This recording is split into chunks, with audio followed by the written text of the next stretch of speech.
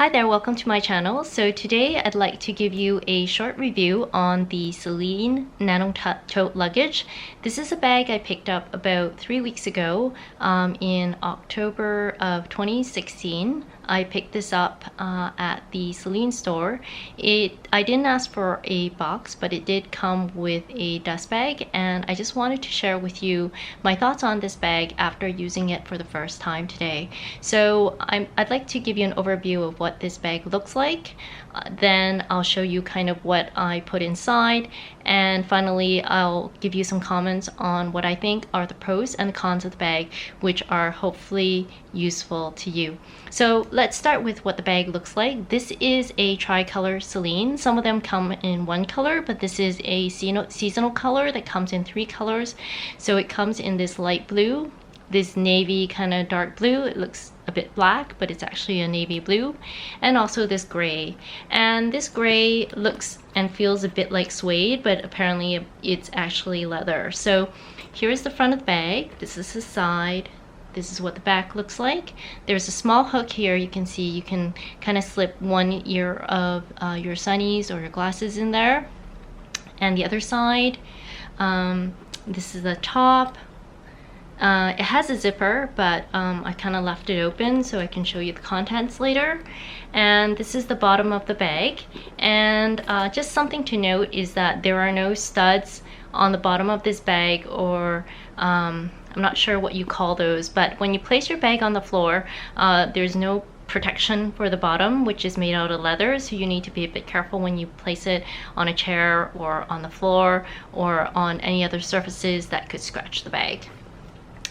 It also has a removable shoulder strap. As you can see here, it's in gold hardware, and it says Celine right there. And on the front it says Celine Paris. So basically this is the nano size. I chose this size because I wanted to be able to wear this on my shoulder and crossbody. But before I show you how it looks on my body, let's get into what I put in this bag. So I haven't removed the contents of this bag. I just came out from a day on a weekend. So I originally had this scarf along the top. As I live in a tropical climate, I do carry around a small shawl or scarf just in case the AC gets really cold, but I'll just remove that now just to show you what the bag kind of looks like without it. So let's go inside the contents. So you can see there's a zipper here. This does come out, but depending on whether you find that it looks good or bad, you can choose to kind of tuck that in if you like. So you can see the bag is not completely full. You can definitely put more in here, but I'll show you what exactly I have inside. So my first item is a pair of Chanel sunnies. It's got like the mirrored front side. I also have in this bag my LV key clay, so I put my keys and some coins in here. Next up, I have my Chanel zippy coin purse. It is in the black caviar with the gold hardware. I absolutely really love this. The zipper is fantastic. It zips really smoothly, and I can fit a ton of stuff in here. So you can see I have some receipts, some cards. Some days I'll put cash in here, and I can even slip my house key in this, and I can zip it up and basically grab and go. So I really like this product, and I really highly recommend it if you're in the market looking for a zippy coin type of purse. Sorry. And I mean, next I have here my Chanel kind of caviar, black caviar with gold hardware kind of card case. Again, this is really good if you want to be something really slim that could hold a ton of cards. I put my Metro card on one side and my company corporate card on the other, and I put my rewards cards in here. This can hold quite a bit. So again, a highly recommended card case. Next up, I have in here my mini pochette. So in here, I like to keep my compact and some lipsticks. I do keep some spare cash in here. You may ask, oh, you have so many wallets, why do you put your cash in here? It's because in Asia, people don't really use cash anymore. People tend to use what they call an octopus, which is used kind of like kind of your tap and go card, where you can pay for anything like your coffee, your food, the metro. So I don't really reach for my cash very often, and when I'm making larger purchases, I'll use my credit card. And so I tend to put my cash in here so that it's just kind of like away from everything. And because the bag is a bit larger, I don't have to fold my bills as much when I put that in there.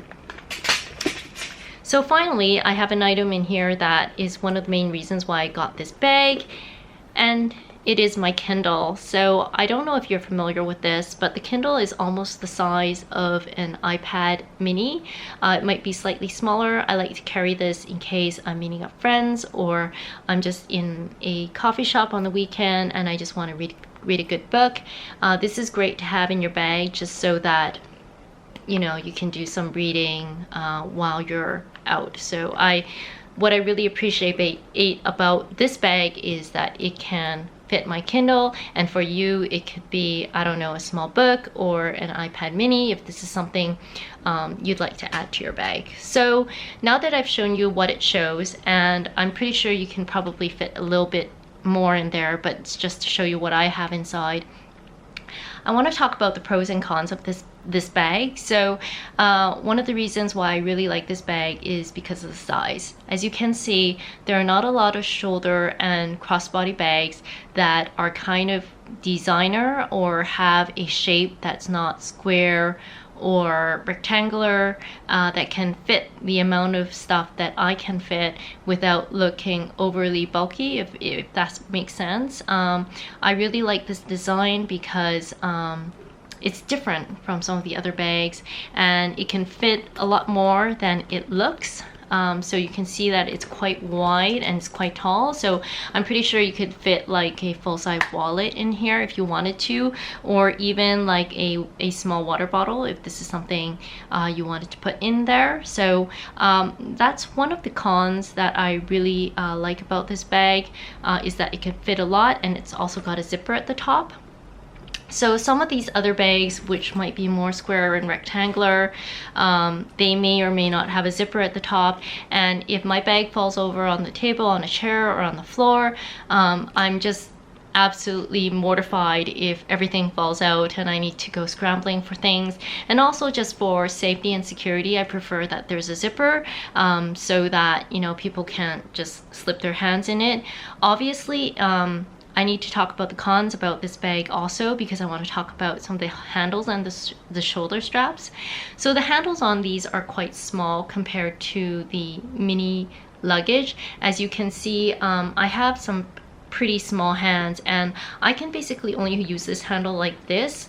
I wouldn't be able to put this in the crook of my hand. As you can see, it's really hard to get through, and I have very small wrists, so I can basically only use it like this, which means the rest of the time I do need to use the shoulder strap. Now I am about 163 centimeters, 5'4".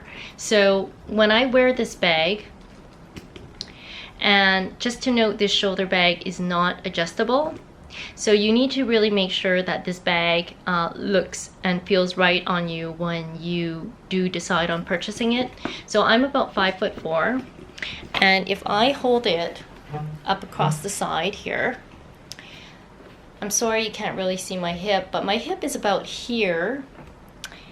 My hip is about up here, and you can see the bag is actually quite far on the side. So this is along the side. When the bag is empty, that's okay, but if you do add some weight to it, if you're carrying a lot in here, like if you have a water bottle, it's going to actually weigh and tug at the shoulder a bit, so it's going to come down even more. And if it doesn't have the support from the hip, it will make the bag a bit heavy, and I don't have very broad shoulders, so the tendency is for the bag to slip a bit on my shoulder because it's made out of leather. So the other option I could do is to go crossbody, which is like this, which is fine when it's empty and I'm not holding too much in here. But again, if I'm holding a water bottle and my Kindle and a couple more items, my hip is again up here and the bag is still, even as a crossbody, a little bit low on my hip, so I don't have the weight, the hip kind of supporting the weight of the bag, which kind of bothers me a bit. It's kind of okay, but I would have preferred if the bag was just slightly shorter, so that the hip could kind of support the weight of the bag, if that makes sense. So if you try this bag, I highly recommend that you at least sling it on your shoulder, see if it kind of feels right, and that you definitely put what you think you'd put in this bag inside the bag, so that you know that it doesn't feel uncomfortable or anything like that. Because for me, comfort is a really big thing.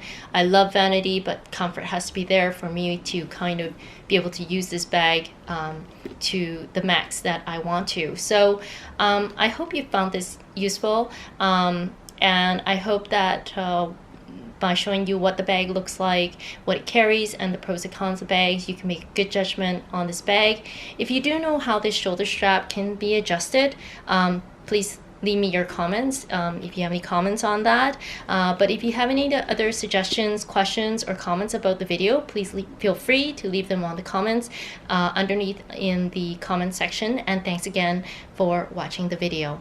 Have a good day. Bye.